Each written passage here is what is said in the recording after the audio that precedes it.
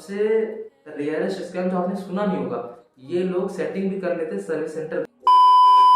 So hello guys, आज की इस वीडियो में मैं आपको बताने वाला हूँ कि यूज सुपर बाइक में क्या क्या स्कैम होते हैं। अगर आप ये वीडियो पूरा देखेंगे तो शायद आप स्कैम के ट्रैप से बच सकते हैं और आपको नई नई चीजें सीखने को मिलेगी। क्योंकि पिछले 10 दिनों में मैंने काफी ज्यादा चीजें नोटिस करी हैं कि यूट्यूबर डीलर कैसे आपस में मिलके एक तरीके का स्कैम क्रिएट करते हैं और क्या क्या स्कैम्स में पॉसिबल है। तो नंबर 1 स्कैम, जिसको मैंने नाम दिया है इन्फ्लेटेड प्राइस स्कैम। तो चलिए इसकी बात करते हैं। सो गाइस, क्या आपको पता है कि जब डीलर किसी बंदे से बाइक खरीद रहा होता है तो उसमें जितनी भी एक्सेसरीज लगी होती है उनका प्राइस एकदम जीरो लगाता है, क्योंकि उसके हिसाब से बाइक की एक्सेसरीज का कोई भी प्राइस नहीं होता है। लेकिन जब वो आपको बेचता है तो बाइक के साथ साथ एक्सेसरीज का भी प्राइस आपको गिनवा देता है। सो गाइस, इसके साथ एक और चीज जुड़ी हुई है, यानी कि अगर आपने ZX-10R एग्जांपल लेते हैं, वो आपने ली 2020 की। 2020 में ZX-10R आती थी 15.40 ऑन रोड दिल्ली।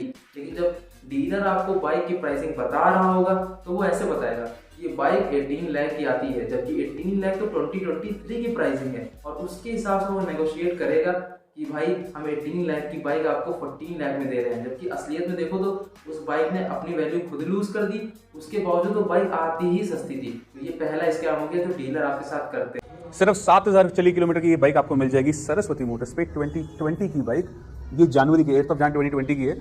ये आपको मिल जाएगी फर्स्ट रेट 7.70 लाख, 7,70,000 पे हमारा एक्सपेक्टेड प्राइस।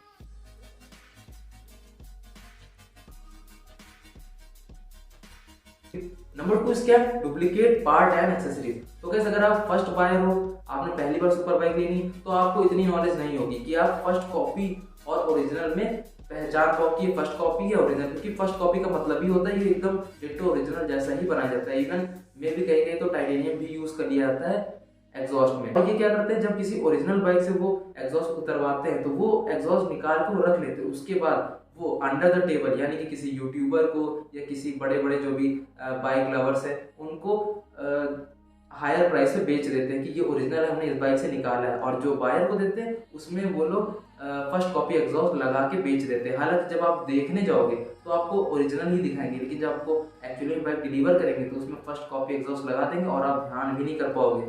ऐसा कई लोगों के साथ हुआ है। किसी एक बंदे को एक हायाबुसा लेनी थी, उसके बाद वो टाइम से पहले डीलर के पास पहुंच गया तो देखा वो एग्जॉस्ट खोला जा रहा था उसी बाइक का जो उसको लेनी थी। उसने फाइनली फिर मना कर दिया और किसी यूट्यूबर के रिव्यू में उसने बताया कि उसने क्यों वो हायाबुसा नहीं ली। तो गाइस, सपोज करोगे किसी ने 2018 हायाबुसा फाइनल करी, अब उसको डीलर ने 11 लाख की डील दी। अब वो क्या करेगा, 10 लाख रुपए डीलर को दे देगा, 1 लाख रुपए नहीं देगा। अब डीलर 10 लाख रुपए लेकर वो बाइक उसको दे देगा, साथ में एक पेपर देगा और वो स्कैम होता है बाय बैक पॉलिसी के नाम से। पेपर दे देगा जिसमें उसको दिक्कत तो नहीं होगी कभी चलाने में, लेकिन ओनरशिप भी ट्रांसफर नहीं की जाएगी उसके नाम पे। अब वो आराम से 1 साल चलाएगा और उसकी यही कंडीशन होती है डीलर की कि हमें जिस कंडीशन में हमने बाइक दी उसी कंडीशन में हमें बाइक वापस करोगे तो हम इतने लाख रुपए तुम्हारे दे देंगे, 10 लाख रुपए, 1 लाख रुपए काट के।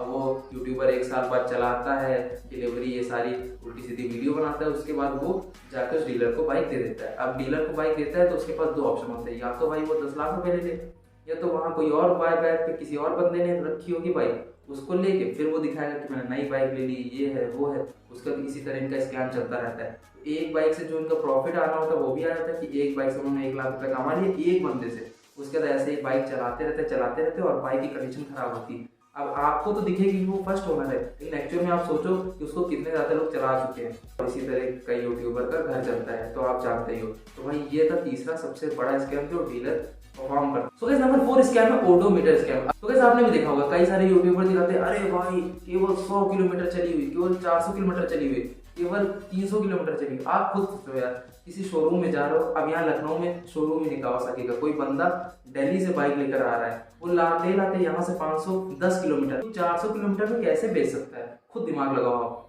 अगर आप खुद दिमाग लगा लोगे कि इतनी दूर तो शोरूम में, ऐसा भी नहीं कि वो टो करके ही लाएगा, चलाएगा। चलो मान लिया कि बगल में शोरूम है, लेकिन यार आप कुछ तो चलाओगे तब तो आपको पता चलेगा कि बाइक मेरे लायक है या मैं नहीं चला पा रहा हूँ, अब इसे बेच देना चाहिए। 300 किलोमीटर में, मतलब उस बंदे ने ये मन बनाया होगा कि भाई शोरूम से निकाल के मुझे बेचनी है। आपको ये तो पता होगा कोई भी लग्जरी गुड होता है, कोई भी, तो उसकी इंस्टेंटली 30% वैल्यू तुरंत ही गिर जाती है। अब सोच लो कोई इतना बेवकूफ तो नहीं होगा कि बाइक ली उसके बाद तुरंत बेच दे, उसको अच्छे रेट मिल जाए, ऐसा नहीं होता है।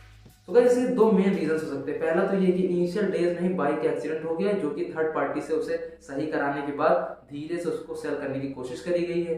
ताकि बाइक जल्दी से जल्दी निकल जाए। अब 2022 की बाइक है, 2022 में ही 2-3 महीने चली हुई कोई क्यों बेचेगा, आप खुद ही सोचो। और ऐसी बाइक अगर कोई बेच रहा है, आप खुद सोचो, अगर मैं ऐसी बाइक बेच रहा हूँ केवल 3 महीने पुरानी और 1-1.5 लाख का डिस्काउंट है, तो सबसे पहले तो मेरे आसपास वाले दोस्त ही खरीद लेंगे, कहेंगे यार मैंने खुद अपने आंखों से देखा है कि भाई 3 महीने चला है, इतनी अच्छी कंडीशन में, इंस्टेंटली खरीद ही लेंगे। आपके ग्रुप में कोई राइडर होगा जो कोई लोएस्ट सेगमेंट की बाइक चला रहा होगा, तो वो कहेगा यार अपग्रेड कर लेता हूँ, तो डीलर को क्यों बेचेगा, आप खुद दिमाग लगाओ। दूसरा तो गाइस आपने ये भी देखा होगा 2018 मैन्युफैक्चर्ड और 2019 रजिस्टर्ड, ये 2020 रजिस्टर्ड। अब 2 साल का डिफरेंस क्यों है? इसमें होता है क्या, ये बाइक डेमो बाइक होती है जो कि शोरूम पे आती है टेस्ट राइड के लिए। अब हर बंदा टेस्ट राइड जो करता है वो एकदम बुरी तरीके से चलाता है कि समझ ले कि हाँ क्या पावर है। आपकी बाइक होगी तो आप तमीज से चलाओगे, लेकिन 10 लोग उसी बाइक को रोज टेस्ट करने आ रहे हैं, पूरे साल तक टेस्ट कर रहे हैं, तो आप सोचो कि वो कितनी ज़्यादा एब्यूज हुई होगी। अब वो बाइक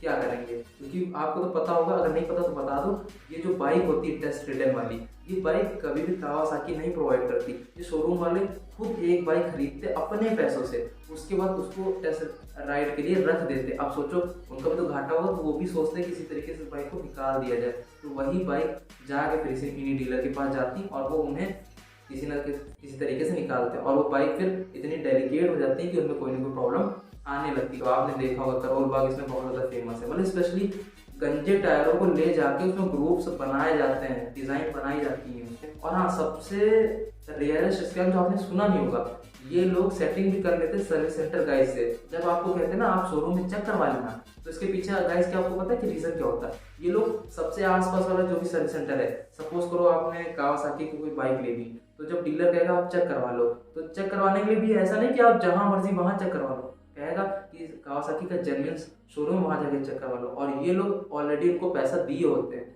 चेक करवाने के लिए कि कोई ये इस गाड़ी का ये नंबर है, आए तो आप चेक करके बता देना हाँ सही बाइक है। ऐसा भी कई लोगों के साथ हुआ है, तो ये वाला स्कैम भी होता है। तो ये सारे स्कैम थे। Till then bye bye.